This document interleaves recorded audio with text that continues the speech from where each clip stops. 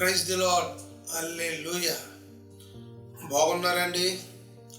మీరందరూ బాగుండాలని మీ కొరకు ప్రార్థన చేస్తున్నాం. ప్రతిరోజు వాగ్దానాలు చూస్తున్నారా? మీ కుటుంబం అంతా వింటున్నారా? వినిపిస్తున్నారా? మీరు ధన్యులు.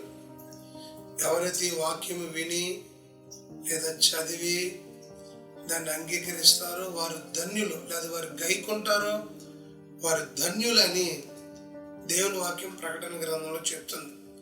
ప్రతిరోజు ఈ ఉదయం వాగ్దానం మీ కొరకు ఎంతో ప్రయాసతో, భారంతో, బాధ్యతతో ఈ పని జరిగిస్తున్నాం. మీ కొరకే ఈ వాగ్దానాలు మీలో నెరవేరాలని ప్రార్థిస్తూ ఉన్నాం.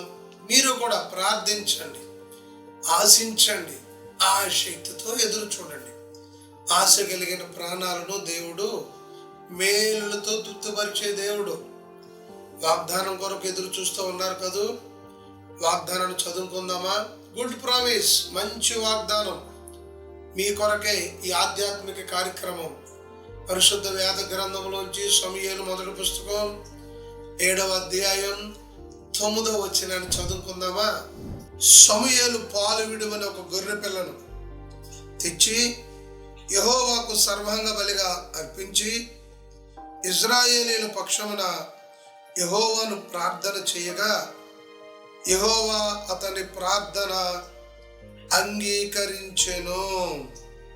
ఈరోజు వాగ్దానం ఏంటంటే యెహోవా ప్రార్థన అంగీకరించెను. యెహోవా అతని ప్రార్థన అంగీకరించెను. ఎవరు ప్రార్థన? సమూయేలు గారి ప్రార్థన. సమూయేలు గారి ప్రార్థన ఆలకించి అంగీకరించిన దేవుడు ఈరోజు నీ ప్రార్థన కూడా అంగీకరించునుగాక. ఆలకించటం వేరు, అంగీకరించటం వేరు. మనం ఎవరి దగ్గరికి వెళ్ళి మన విన్నపం, మన బాధ, మన కష్టం చెప్పుకున్నాం అనుకోండి, ఆలకిస్తారు, నేను అంగీకరించను. నా వల్ల కాదు, ఇది నేను చేయలేము, ఏదేదో చెప్తారు. పెళ్లిలో కూడా చూడండి, అమ్మా వివాహం చేసుకోవడానికి మీకు అంగీకారం అంటే ఇష్టమా, ఓకేనా అనమాట. ఆలకించడం వేరు, అంగీకారం వేరు. ఇక్కడ సమూయేలు గారు ప్రార్థన నా ప్రభు అంగీకరించాడట. ఫిలిష్తీయులు ఇశ్రాయేలీయుల మీదకి వచ్చేస్తున్నప్పుడు ఆ ఫిలిష్తీయులు అన్నారట, అయ్యా దైవజనుడా మా కొరకు ప్రార్థన చేయండి అని. నేను చేయటమే మీరు చేయరా? వాళ్ళు కూడా చేశారు. మిస్పాకి పిలవనంపండి అనగా మిస్పాకి అందరూ వచ్చేసారండి. వచ్చే వాళ్ళు ఎలా ప్రార్థన చేశారు? ఏమనంటే, అయ్యా మా పాపములను మేము క్షమించమని అడుగుతున్న యెహోవా దృష్టికి మేము పాపాత్ములమని ఒప్పుకునిరి. 6వ వచనంలో ఉంది. దేవుడు ఎందుకు మన ప్రార్థనలు కొన్ని అంగీకరించట్లేదంటే ఆయనకి మనకి మధ్యలో ఒక గోడ, పాపం అనే గోడ. యెషయా గ్రంథంలో కూడా కనపడితే 39వ అధ్యాయంలో రక్షించనేరకుండానట్లు ఆయన చేతులు కురచ కాలేదు, విననేరకుండానట్లు ఆయన చెవులేవి మందం కాలేదు. మరి ఏం జరిగింది? నీకు నాకు పాపములు అడ్డుగా ఉన్నాయంటాడు దేవుడు. అందుకే నీ ప్రార్థన అంగీకరించబడట్లేదేమో. ఈరోజు ఇశ్రాయేలు చేసినట్టుగా, దేవా మేము పాపాత్ములే ఉన్నాము, మమ్మల్ని క్షమించుము అని అడగండి. నా ప్రభు క్షమించి నీ ప్రార్థన ఆయన అంగీకరించే దేవుడు. సమూయేలు కూడా రాయబడిన మాట, ఏడాది ఒక గొర్రె పిల్ల, నిర్దోషమైన ఒక గొర్రె పిల్లను సర్వాంగ హోమముగా అర్పించేశాడట. దానికి సాక్షాత్ ఎవరో కాదు, యేసుక్రీస్తు ప్రభుల వారే.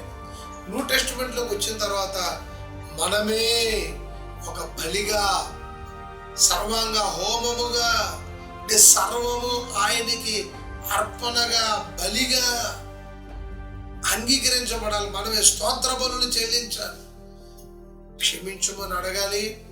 రెండోది, మనమే ఆయనకు ఒక బలిగా లేదా ఒక అర్పణగా మనం అంగీకరించబడితే, అంటే అర్పణగా మనం చెల్లిస్తే దేవుడు ఈరోజు నీ ప్రార్థన అంగీకరిస్తున్నాడు. ఆలకించడమే కాదండి, ఈరోజు అంగీకరిస్తున్నాడు. అంగీకరించి ఫిలిష్తీయులు వాళ్ళ మీదకి రావటం చూసి చాలా భయపడ్డారట.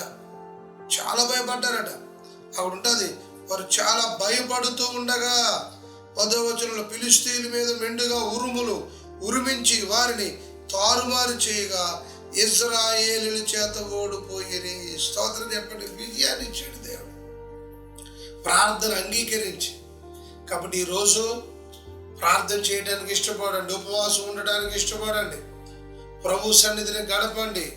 నా ప్రభు, నీ జీవితంలో నీవు చేస్తున్న ప్రతి విన్నపం, ప్రతి ప్రార్థన ఆయన అంగీకరించి నీ మీదకి వస్తున్న భయాలన్నీ, దేని నిమిత్తం భయపడుతున్నావో అవన్నీ దేవుడు ఏం చేస్తాడంట, తారుమారు చేసి నీకు విజయాన్ని ఇస్తున్నాడంట. నీ నోటి నుండి నవ్వు ఇస్తున్నాడు.